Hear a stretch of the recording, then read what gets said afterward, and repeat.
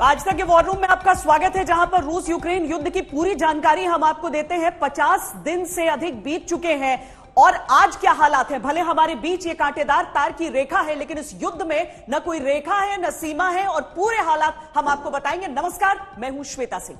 नमस्कार, आपके साथ मैं हूं सईद अंसारी। बिल्कुल ठीक कहा श्वेता आपने, क्योंकि रूस ने अब हर सीमा को तोड़ दिया है। रूस यूक्रेन युद्ध की हर बड़ी खबर। और सबसे पहले हम चाहेंगे, क्योंकि रूस 54वें दिन लगातार हमले कर रहा है। क्या चल रहा है श्वेता, बताइए। बहुत कुछ चल रहा है, बहुत सारे शहर जहां से रूस निकल गया है एक एक करके, वहां पर क्या हालात हैं वो हम आपको तस्वीरों के जरिए दिखाते हैं। रूस ने साफ कर दिया है कि अब युद्ध विराम की कोई गुंजाइश ही नहीं रही है।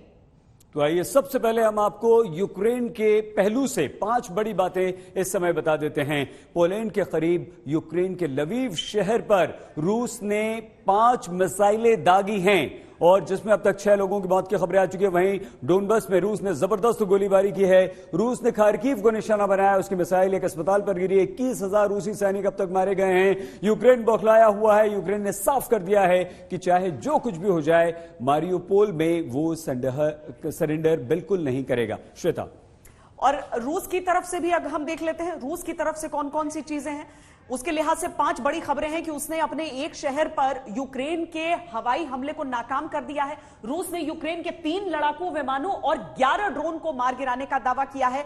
रूस ने आज मारियोपोल में सरेंडर करने का यूक्रेनी सैनिकों को अंतिम मौका दिया हुआ है। चंद घंटों की मियाद बची है। रूस ने कहा है वो सरेंडर करें या फिर मरने के लिए तैयार हो जाएं। सरेंडर करते हैं, जान बख्श दी जाएगी। रूस ने यूक्रेन की तरफ से रेस्क्यू के लिए युद्ध विराम की अपील भी खारिज कर दी है। तो रूस की इस धमकी का यूक्रेन पर कोई असर नहीं पड़ा है और यह सायरन का मतलब यह है कि बड़ी खबर इस वक्त आ गई है। रूस की धमकी का यूक्रेन पर असर नहीं है। यूक्रेन ने कहा है कि अंतिम दम तक हम लड़ेंगे। सरेंडर करने से साफ इनकार कर दिया है। यह अजोव बटालियन है यहां पर मारियोपोल में। इस अजोव बटालियन को लेकर ही तमाम ये लड़ाई छिड़ी है, क्योंकि न सिर्फ डीमिलिटराइजेशन की बात की थी, बल्कि उस नियो नाजी सेना का जिक्र किया था। यही है वो अजोव बटालियन। इससे लगता हुआ अजोव समुद्र का इलाका है और अजोव बटालियन की तरफ से यह कह दिया गया है कि नहीं करेंगे सरेंडर, आखिरी सांस तक लड़ेंगे। लेकिन बताया जाता है सईद कि जो हिटलर की सेना थी उसके जो बचे हुए सैनिक हैं वो इस बटालियन का हिस्सा हैं और रूस का जो गुस्सा रहा है हमेशा से यूक्रेन में, उसमें एक बहुत बड़ी वजह रही।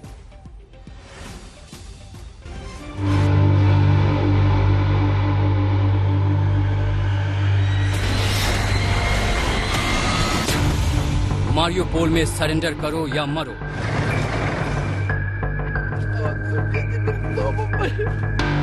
अब तक का सबसे खौफनाक ऑपरेशन।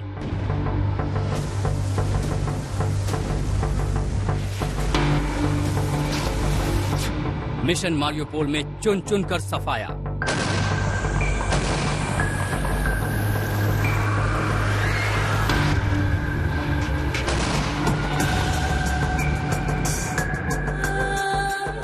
ये मारियोपोल है।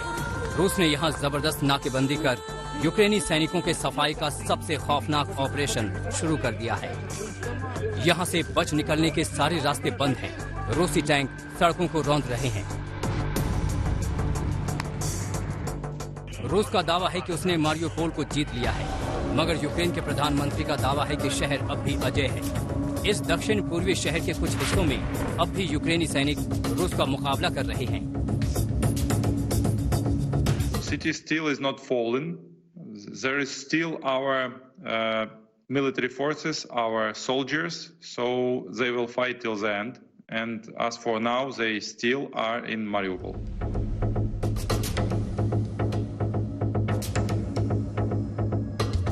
मारियोपोल के ज्यादातर हिस्से पर रूस का कब्जा है। आप देख सकते हैं कि मारियोपोल के हालात कितने भयावह हैं। सड़कों पर शव बिछे हैं। एक रूसी सैनिक तैनात है और डरे सहमे यूक्रेनी नागरिक इन शवों के बीच से होकर गुजर रहे हैं। वहीं शहर में जगह जगह कब्रगाह खुदे हैं जिनमें लोगों को दफनाया गया है। इन हालातों के बावजूद मारियोपोल के एक स्टील प्लांट में कुछ यूक्रेनी सैनिक डटे हैं और आखिरी सांस तक लड़ रहे हैं। उन्हें रूस ने रविवार दोपहर 1 बजे तक का अल्टीमेटम दिया था। रूस ने कहा था जो सरेंडर करेंगे वो बख्श दिए जाएंगे और जो सरेंडर नहीं करते वो मारे जाएंगे। वहीं यूक्रेन ने सरेंडर करने से इनकार कर दिया। उसने कहा कि वो आखिरी सैनिक और आखिरी सांस तक लड़ेगा। वहीं अल्टीमेटम का समय पूरा होने के बाद रूस ने मारियोपोल से विरोधियों के कथित सफाई के लिए ऑपरेशन शुरू कर दिया। रूस ने मारियोपोल के तमाम रास्ते बंद कर दिए। अब जो नागरिक शहर छोड़कर जाना चाहते हैं, उन्हें रूसी सैनिक अपने टैंकों से शहर के बाहर निकाल रहे हैं। जो शहर में रह रहे हैं, उन्हें पास जारी कर दिया गया है। मारियोपोल के स्टील प्लांट में जो यूक्रेनी सैनिक अब भी लड़ रहे हैं, उनका वही हश्र करने की धमकी दी गई है जो सड़क पर पड़े इन लोगों का हुआ। मारियोपोल वो शहर है जहां अब न पानी है न बिजली। 20,000 से ज्यादा लोगों के मारे जाने की आशंका है। वहीं रूस का दावा है कि शनिवार तक यूक्रेन के 4,000 सैनिक यहां मारे गए हैं। उसकी पूरी अजोब बटालियन या तो खत्म हो गई या उसने सरेंडर कर दिया। मगर यूक्रेन रूस के इन दावों को खारिज कर रहा है, क्योंकि मारियोपोल वो शहर है जिसे वो भी किसी भी कीमत पर गंवाना नहीं चाहता है। आज तक जो और याद कीजिए सही, जब कोई चैनल वहां पर नहीं था तब आज तक संवाददाता गौरव सावंत इसी मारियोपोल में थे और यहीं पर वो गोलियां चली थी, जिसके बाद वहां से वो निकलकर ट्रेन के जरिए फिर आगे की ओर बढ़े थे। रूस के लिए असल में मारियोपोल है बहुत अहम। इसकी वजह यह है कि अगर मारियोपोल पर रूस ने कब्जा जमा लिया तो वो क्रीमिया को बड़ी आसानी से अपने साथ जोड़ लेगा। क्रीमिया पहले से रूस के पास है। 2014 में रूस ने इस पर नियंत्रण किया था और यही नहीं, पूर्वी यूक्रेन में भी रूस समर्थित विद्रोहियों का दबदबा है। केवल विद्रोही नहीं कहें, वहां पर रूसी बोलने वाले बहुत सारे लोग हैं। इस वजह से वहां पर कब्जा रूस को आसानी रही। वहां पर अपनी सेना और उसके लिए सप्लाई को क्रीमिया तक वो अब पहुंचा सकेगा। मारियोपोल स्टील और आयरन इंडस्ट्री का मुख्य केंद्र है। जो सबसे बड़ी बात है कि मारियोपोल यूक्रेन का सबसे बड़ा बंदरगाह है। रूस इस पर जैसे ही कब्जा पूरी तरीके से जमा लेगा, यूक्रेन को समुद्र के रास्ते मिल रही मदद को कमोवेश बंद किया जा सकता है। केवल ओडेसा की साइड बचेगा। सही, बिल्कुल बिल्कुल ठीक है। तो अगर मारियोपोल पूरी तरह से रूस के कब्जे में आया श्वेता, तो यूक्रेन को 3 बड़े झटके लगेंगे। कैसे रूस की सेना ओडेसा की तरफ कूच करेगी और फिर वहां से उसके लिए उत्तर की तरफ कीव तक बढ़ना आसान हो जाएगा। यह आगे श्वेता और विस्तार से आपको समझाएंगी। दूसरा यह कि रूस की सेना डोनबास की ओर बढ़ेगी और यूक्रेन की सेना पर हमला कर सकती है, जो रूस के विद्रोहियों से युद्ध लड़ रही है। वहीं यूक्रेन के लिए यह निर्णय लेना बहुत जरूरी हो जाएगा कि वो डोनबास पे युद्ध जारी रखेगा या वहां के वर्चस्व के आगे अपने घुटने वो सेना टेक देगी। मतलब यह हुआ कि यूक्रेन को इस युद्ध में 3 मोर्चों पर लड़ना पड़ रहा है।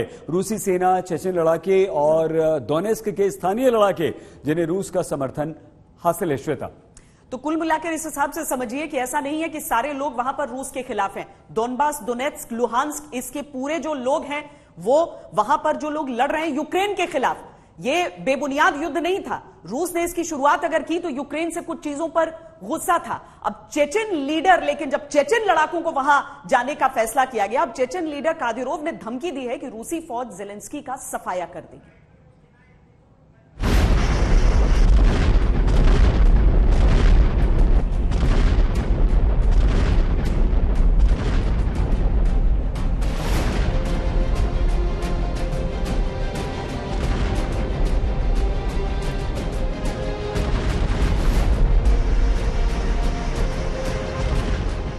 यूक्रेन पर दहाड़ा दुनिया का सबसे खूंखार लड़ाका।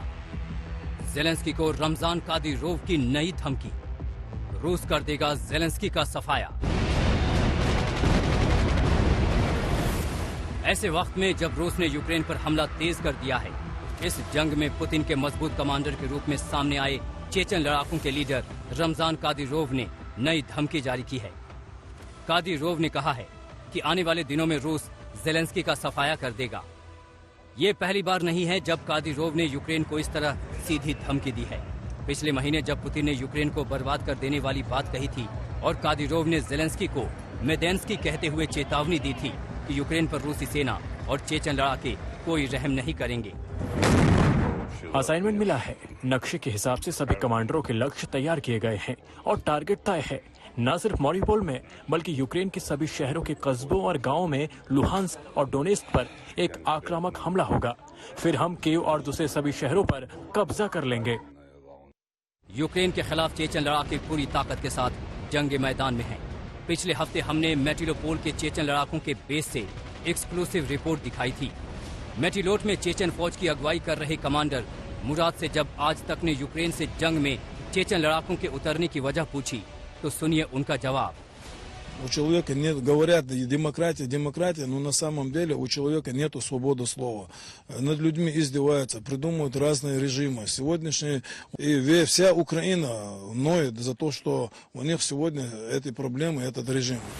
चेचन लड़ाके दुनिया के सबसे खौफनाक लड़ाके माने जाते हैं। इनके अंदर रहम नाम की चीज नहीं होती। विरोधियों पर बर्बरता से हमला इनके फितरत में शुमार है। बूचा नरसंहार में चेचन लड़ाकों का ही नाम आ रहा है। पिछले दिनों खबर आई थी कि चेचन लड़ाकों की इसी खूबी की वजह से पुतिन ने रमजान कादिरोव को लेफ्टिनेंट जनरल के पद पर प्रमोट कर मारियोपोल भेजा था। ये तस्वीर मारियोपोल के एक अस्पताल की बताई जाती है, जहां जख्मी लड़ाके से मिलने कादिरोव पहुंचा था। कादिरोव की खूंखार पृष्ठभूमि का अंदाजा इस बात से लगा सकते हैं कि खबरों के मुताबिक वो एक डेथ स्क्वाड चलाता है जिसका नाम कादिरोवाइट्स है और वो खुद गुप्त काल कोठरियों में राजनीतिक विरोधियों के टॉर्चर की देखरेख करता है। कादिरोव के लड़ाके राजनीतिक विरोधियों, मानवाधिकार कार्यकर्ताओं और पत्रकारों की हत्याओं से जुड़े हुए हैं। चेचन रिपब्लिक के प्रमुख को पुतिन्स अटैक डॉग कहा जाता है। यूक्रेन से कादिरोव के दिल में इतनी नफरत है कि युद्ध की शुरुआत के बाद उसने एक टेलीग्राम पोस्ट में पुतिन से इस समस्या को हमेशा के लिए खत्म करने का आग्रह किया था। उसने कहा था कि मैं आपका एक पैदल सिपाही हूँ, मैं आपके लिए जान देने के लिए भी तैयार हूँ, लेकिन मैं ये नहीं देख सकता था कि रक्षा मंत्रालय, नेशनल गार्ड और हमारे अन्य सैनिक यूक्रेन में इस तरह मर रहे हैं। साफ है यूक्रेन को एक साथ 3-3 मोर्चों पर लड़ना पड़ रहा है। रूसी फौज, चेचन लड़ाके और यूक्रेन में डोनेट्स्क के वो बाकी जिन्हें रूसी फौज का समर्थन हासिल है। आज तक ब्यूरो।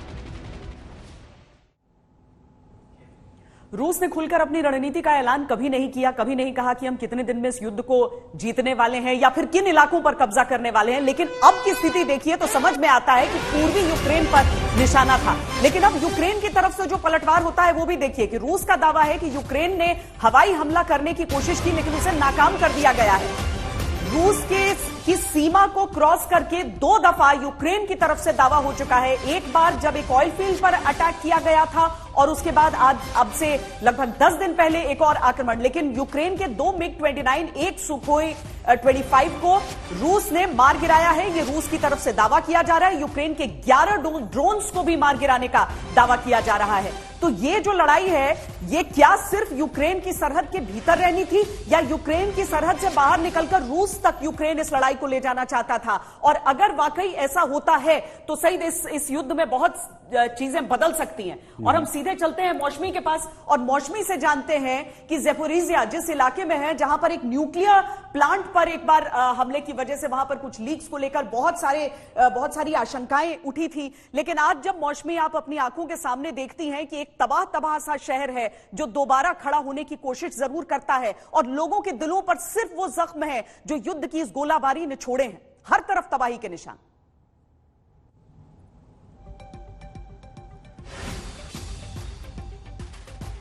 लेकिन श्वेता ये बताइए कि ये जिस तरह से अब भी दावे हो रहे हैं कि यूक्रेन के इतने हवाई हमलों को रूस ने नाकाम किया है, ये इसे हम कैसे समझें? नहीं सही ये देखिए ना कि क्या यूक्रेन ने सीमा पार करके वहां पर आक्रमण करने का प्रयास किया? हम समझना चाह रहे हैं। अपने आप में बहुत बड़ी चीज हो जाती है क्योंकि यूक्रेन अभी तक अपनी सीमाओं के भीतर ही नहीं चीजों को मैनेज कर पा रहा था। लेकिन जब ऑयल फील्ड पर भी हमले की बात हुई थी उस समय भी खुलकर किसी ने नहीं कहा था, खुलकर किसी ने कोई चीज नहीं कही। लेकिन जब से मॉस्को जो कि इसका फ्लैगशिप था रूस का, जब से उसे डुबो दिया गया है तब से बहुत खुलकर ये लड़ाई एक नया रूप लेते हुए दिख रही है।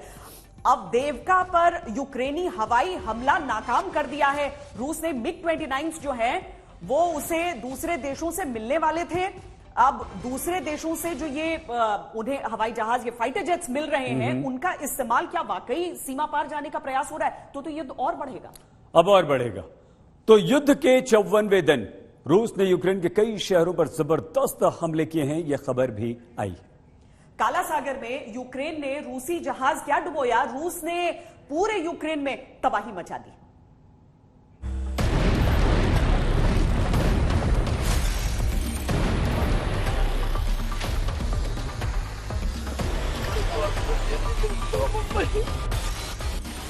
यूक्रेन यूक्रेन के दूसरे सबसे बड़े शहर पर रूसी मिसाइलों ने जबरदस्त तबाही मचाई है।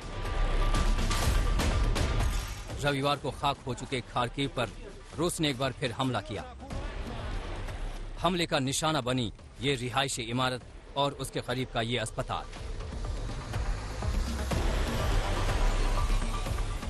हमले में 5 लोगों की मौत हो गई, जबकि 14 लोग घायल हो गए। खार्किव के लोगों ने एक के बाद एक कई धमाके सुने और फिर जो अंजाम हुआ वो आग, धुएं और मलबे के तौर पर सामने आया।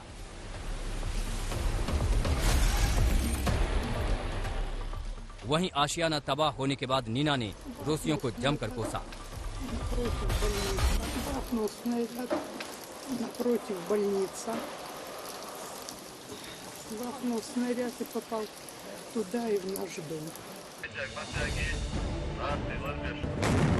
खार्किव पर कब्जा जमाने की रूस ने हर मुमकिन कोशिश की, मगर पूरी ताकत से हमला करने के बावजूद वो यूक्रेनियों के विरोध पर जीत हासिल नहीं कर सका। यूक्रेन के राष्ट्रपति जेलेंस्की का आरोप है कि बौखलाकर रूस रिहायशी इलाकों पर हमला करने और आम लोगों पर बेरहमी करने पर उतर आया है।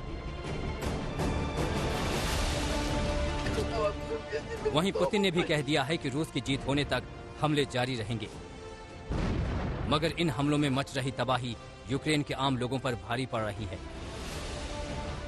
खार्किव में हुए रूसी हमले में छोटे बच्चों का एक स्कूल भी तबाह हो गया। बच्चों के टूटे और बिखरे खिलौने युद्ध की त्रासदी की कहानी बयां कर रही हैं।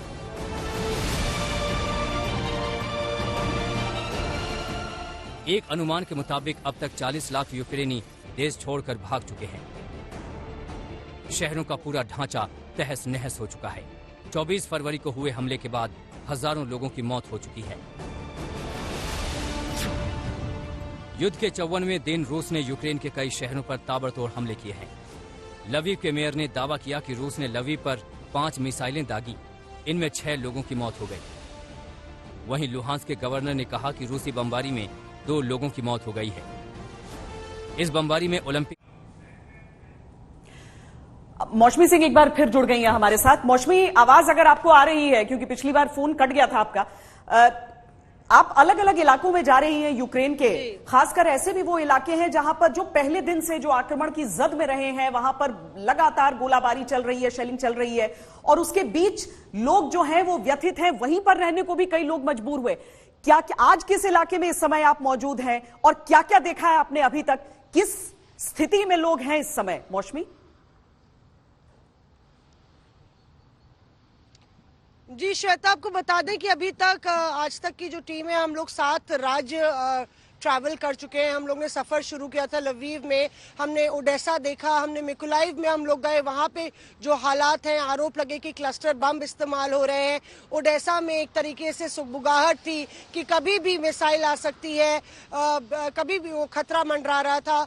मिकोलाइव के बाद हम लोग क्रीवरी गए, जो कि जेलेंस्की का इलाका है, उनका गृह राज्य है। उसके आसपास खेरसन की लड़ाई चल रही है। हम लोग खेरसन का, क्योंकि अधिकतर इलाका रूसी सेना के कब्जे में है, उन इलाकों में गए जहां पे कथित तौर पे यूक्रेनी आर्मी ने उन इलाकों को फ्री कराया था। और वहां पे हमने देखा कि किस तरह से बड़े बुजुर्ग जो है वो सबसे ज्यादा प्रभावित हैं, क्योंकि वो अपने घर को छोड़ के नहीं जा सके हैं, वो अपने घरों पे ही हैं। और उन इलाकों में काफी दहशत है, लोग डरे हुए हैं कि कब आके मिसाइल उनके घरों पे गिर जाए। तो जो मानवीय त्रासदी है, लगातार नागरिकों को ऐसा आरोप लग रहा था कि हमला पर को निशाना बनाया जा रहा है। हमने स्कूल्स देखे। आज हम ज़िपोरिशिया में हैं, और ज़िपोरिशिया श्वेता जो दक्षिण पूर्वी छोर में आता है, ये ज्यादा मारियोपोल से या बर्दियांस्क से या फिर मेलिटोपोल से दूर नहीं है। और अगर मौसमी, हम आपके पास दोबारा आते हैं। अभिषेक भल्ला हमारे संवाददाता अभी चर्निहिव से हमारे साथ जुड़ चुके हैं। वो न्यूक्लियर प्लांट जहां को लेकर जबरदस्त युद्ध हुआ था, कब्जा, दोबारा कब्जा, इस तरह सब बातें आई थी। अभी क्या स्थिति है अभिषेक, जब रूस का अल्टीमेटम खत्म हो गया है और यूक्रेन ने सरेंडर करने से मना कर दिया?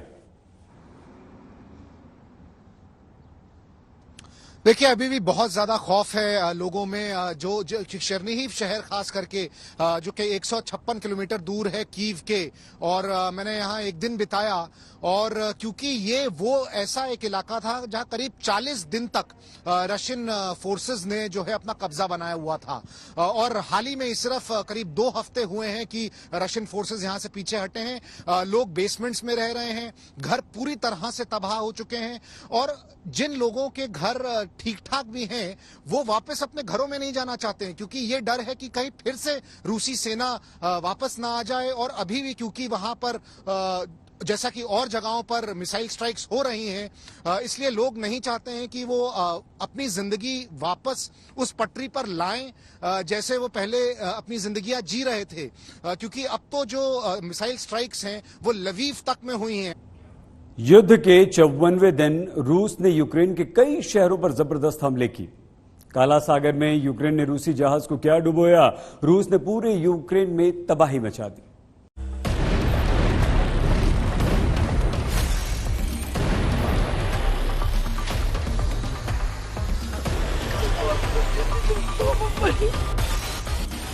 यूक्रेन के दूसरे सबसे बड़े शहर पर रूसी मिसाइलों ने जबरदस्त तबाही मचाई है। रविवार को खाक हो चुके खार्किव पर रूस ने एक बार फिर हमला किया। हमले का निशाना बनी ये रिहायशी इमारत और उसके करीब का ये अस्पताल।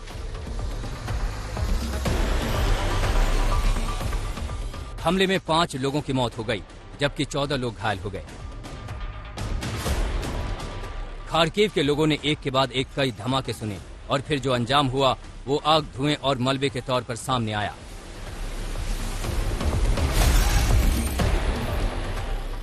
वहीं आशियाना तबाह होने के बाद नीना ने रूसियों को जमकर कोसा।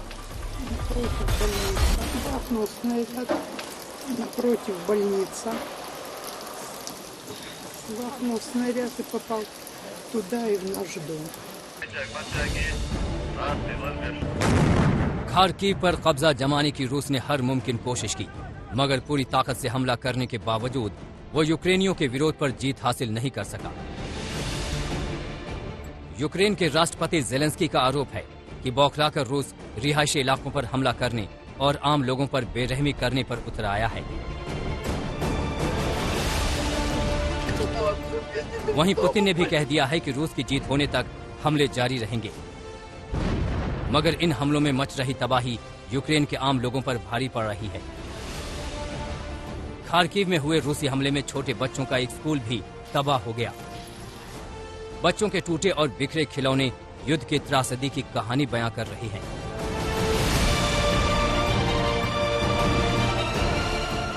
एक अनुमान के मुताबिक अब तक 40 लाख यूक्रेनी देश छोड़कर भाग चुके हैं। शहरों का पूरा ढांचा तहस नहस हो चुका है। 24 फरवरी को हुए हमले के बाद हजारों लोगों की मौत हो चुकी है। युद्ध के 54वें दिन रूस ने यूक्रेन के कई शहरों पर ताबड़तोड़ हमले किए हैं। लवीव के मेयर ने दावा किया कि रूस ने लवीव पर 5 मिसाइलें दागी, इनमें 6 लोगों की मौत हो गई। वहीं लुहांस के गवर्नर ने कहा कि रूसी बमबारी में 2 लोगों की मौत हो गई है। इस बमबारी में ओलंपिक की तैयारी करने वाले खिलाड़ियों के लिए नए सिरे से बनाया गया स्पोर्ट्स कॉम्प्लेक्स भी ध्वस्त हो गया। दिनिप्रो के गवर्नर ने भी दावा किया कि आज सुबह रूस ने कई हमले किए, मगर उसकी 60% मिसाइलों को यूक्रेनी एयर डिफेंस सिस्टम ने मार गिराया। रूस के इन हमलों से यूक्रेन एक बार फिर दहल उठा है। रूस के खिलाफ जंग जारी रखने के लिए ज़ेलेंस्की लगातार दुनिया भर से हथियारों की मांग कर रहे हैं। आज तक ब्यूरो।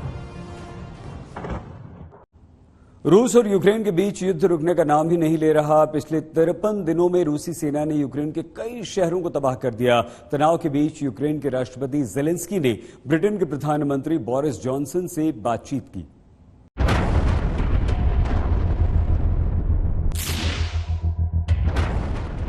रूस और यूक्रेन के बीच 53वें दिन भी जंग जारी है। हर बीतते दिन के साथ रूस और ज्यादा आक्रामक होता दिख रहा है, लेकिन इस जंग में अमेरिका के बाद अगर कोई देश यूक्रेन का साथ दे रहा है तो वो ब्रिटेन है। ब्रिटेन यूक्रेन की हर संभव मदद कर रहा है। इसी सिलसिले में यूक्रेन के राष्ट्रपति वोलोडिमीर ज़ेलेंस्की ने ब्रिटेन के प्रधानमंत्री बोरिस जॉनसन से बातचीत की। दोनों नेताओं की बातचीत मारियुपोल की स्थिति पर केंद्रित रही। वहीं बातचीत के दौरान जेलेंस्की ने सहयोगियों से ज्यादा हथियार उपलब्ध कराने की अपील की है। Говорив сьогодні з прем'єр-міністром Британії Борисом Джонсоном, з прем'єр-міністркою Швеції Магдаленою Андерсон про оборону та іншу підтримку для України. साथ ही ब्रिटेन के प्रधानमंत्री ने यूक्रेनी राष्ट्रपति जेलेंस्की को ये भरोसा भी दिलाया कि ब्रिटेन आगे भी आर्म्ड व्हीकल्स के अलावा अन्य हथियार यूक्रेन को उसकी रक्षा के लिए देता रहेगा। जॉनसन और जेलेंस्की के बीच फोन पर हुई बातचीत का विवरण उस समय आया है जब एक दिन पहले ही रूस ने बोरिस जॉनसन के रूस में प्रवेश करने पर रोक लगा दी है। बता दें, यूक्रेन और रूस के बीच चल रही लड़ाई के फिलहाल खत्म होने के आसार नहीं नजर आ रहे हैं, क्योंकि एक तरफ रूस यूक्रेन के शहरों को बर्बाद कर रहा है, तो वहीं पश्चिमी देशों की मदद से यूक्रेन भी अपनी ताकत दिखाने से पीछे नहीं हट रहा। आज तक ब्यूरो। यहां तो दो देशों के बीच जंग की बात हो रही है, लेकिन आपको हम दिल्ली में जो हिंसा हुई है, दिल्ली के जो दंगे हैं, उस पर जो राजनीति चल रही है, वो वैसे ही क्या कह रहे हैं, वहां लिए चलते हैं। इंस्टॉल नहीं किया गया, ये मतलब आप बोले सर फ्लैग। मैं सीपी साहब को वीडियो मैं अभी ट्वीट करता हूं थोड़ी देर में, वो वीडियो को आप लोगों को भी दिखाता हूं, देख लो आप। मस्जिद के अंदर वहां पर झंडे पड़े हुए हैं, कैसी बात कर रहे हैं वो? अपनी नाकामी को छुपाने के लिए कम से कम इतना तो झूठ मत बोलिए। तलवारें लेकर क्यों जाते हैं भाई? उनके हाथ में क्या कट्टे नहीं थे, उनके हाथ में पिस्टल नहीं थे जो प्रोसेशन में थे। दूसरी तरफ से तलवार और पिस्टल कहां से? कहां? वही तो हम कह रहे हैं, आपने इजाजत क्यों दी? अगर तलवार किसी के हाथ में है तो पकड़िए ना। फिर आप क्या, एक के हाथ में तलवार है तो फूल है, दूसरे के हाथ में अगर तलवार है तो तलवार है। वो कहां से आ गया? अब वही पत्थर, छत पे पत्थरा है, सब चीज है, कोई छत पे पत्थर नहीं है। आप जब दो प्रोसेशन पीसफुल निकल गए बगैर परमिशन के, सुनिए, कोई वर्जन एक ही वर्जन हम पिछले 40-50 साल से सुन रहे हैं कि मुसलमान जिम्मेदार है इसका, माइनॉरिटी जिम्मेदार है इसका, एक ही वर्जन सुन रहे हैं। और जब इंक्वायरी कमीशन की रिपोर्ट आती तो उसमें सच्चाई सामने आती। मैं आपको आप सुनिए, अब आप सुनना चाह रहे हैं ना, मैं सुनाता हूं आपको, सुनिए। रघुवीर दयाल कमीशन रांची में क्या हुआ 1964 में, फिर 1989 में शिलान्यास का जुलूस निकाला गया, जब क्या हुआ, फिर आप देख लीजिए भिवंडी में क्या हुआ। हाँ, उसके बाद फिर आपको मैं ये भी बता रहा हूं कि 22 अक्टूबर 1977 को वाराणसी में क्या हुआ। चौथा, 1978 रामनवमी प्रोसेशन जमशेदपुर में क्या हुआ। 1979 को क्या स्टेटमेंट दिया था बाला साहब द्योरस ने, वो सुन लीजिए 7 अप्रैल को। फिर उसके बाद आप justice Narayan commission of inquiry पढ़ लीजिए, उसमें क्या कहा था। हैदराबाद में गणेश चतुर्थी का जुलूस 7 सितंबर 1983 को। फिर उसके बाद आप आ जाइए 1989 को हजारीबाग का जुलूस। फिर उसके बाद आप आ जाइए 1989 कोटा में रामनवमी का जुलूस। फिर आप आ जाइए भागलपुर को, भागलपुर में। फिर आप आ जाइए भागलपुर में 24 अक्टूबर को तारतारपुर में क्या हुआ। फिर आप आ जाइए commission of Ramanandan commission of inquiry ने क्या कहा था, डेथ टोल क्या थी, कितने अच्छा। फिर कर्नलगंज उत्तर प्रदेश का आप पढ़ लीजिए। सुनिए 1991 सहारनपुर उत्तर प्रदेश में क्या हुआ। सीतामढ़ी अक्टूबर 1992 को दुर्गा प्रोसेशन था, क्या हुआ। आपको मैं कितने एग्जाम्पल दूं? वो टाइम पे कोई टाइम में नहीं, कोई सोशल मीडिया नहीं था, कैमरा। हाँ, कोई मगर इंक्वायरी सुनिए आपके कैमरा एक आंख के अंधे हैं। आपके कैमरा 2 आंख दिखाना चाहिए, आप एक आंख के अंधे हैं, तो मैं क्या कर सकता हूं? क्या आपको नहीं दिखाई दिया वो तलवारें? क्या आपको नहीं दिखाई दिया कट्टी और वो तफंचे? क्या आपको नहीं आपके कानों को नहीं सुनाई दे रहा है उस तरह के गाने? क्या आपको नहीं दिख रहा कि उत्तराखंड में रात में जुलूस निकाला गया और वहां पर क्या क्या बकवास बका गया?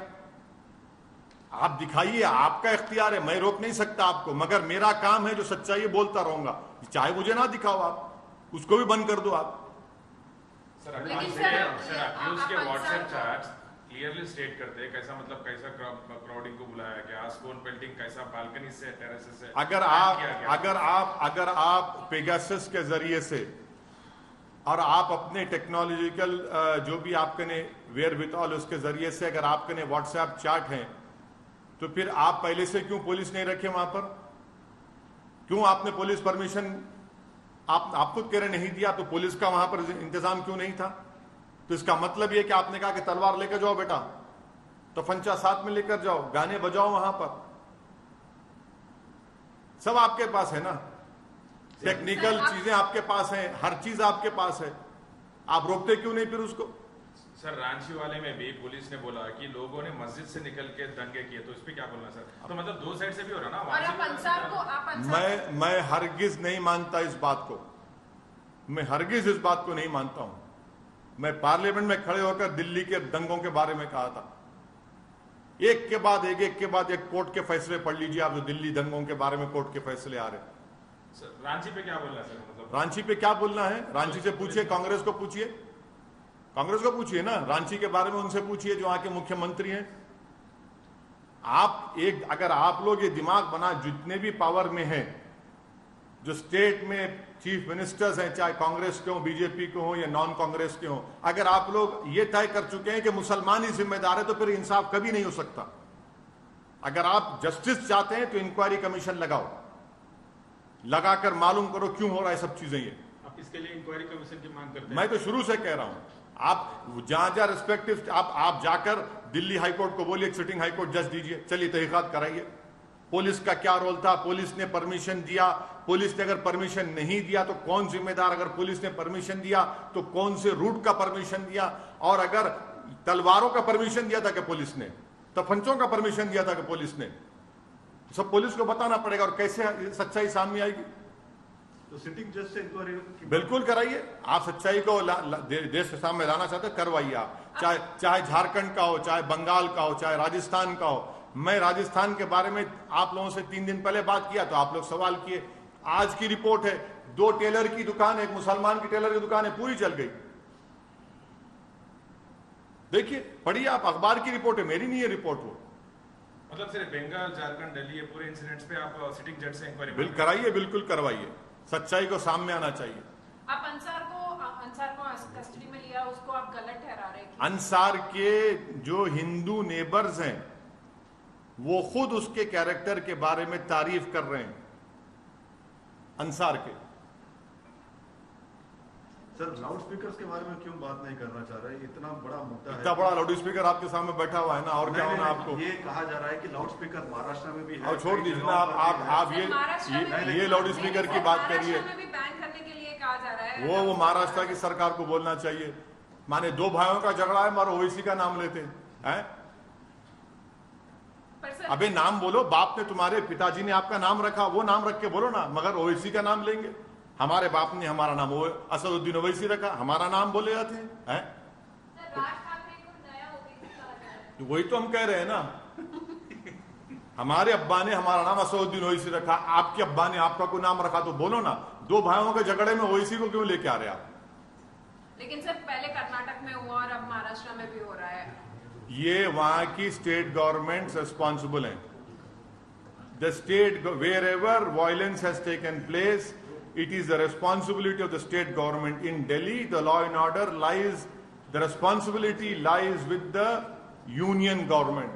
And this is the 4th violence which has taken place under the esteemed auspices of Shri Amit Shah after having become the Home Minister. First was the lawyers' protest, second was the Delhi pogrom, third was the 26th January farmers' violence, and the 4th was this. It clearly shows that you have failed to discharge your duties. Your own police commissioner is saying without permission the procession was taken out. And 2 processions have passed off peacefully in front of that masjid. The 3rd procession deliberately indulged and they wanted to create a nuisance and create a problem. They were successful in that. They erected a flag on the masjid. Please tell me, if it is a religious procession, what is it that makes you to erect a flag on a masjid? Please tell me. How is it that if you're taking a religious procession, you carry swords, you carry arms, you carry country-made pistols, and that too in the capital of Delhi, of our country? Is this the message which you're sending out to the whole country and to the whole world that this can happen in a capital of a country? And if you have given permission, please show what was the route. Was the route followed? You give permission and you are responsible to maintain the peaceful passing of their possession. And I have been saying this consistently after reading various Commission of Inquiry reports, that if the state government wants a communal violence to take place, it happens. If they don't want, nothing happens.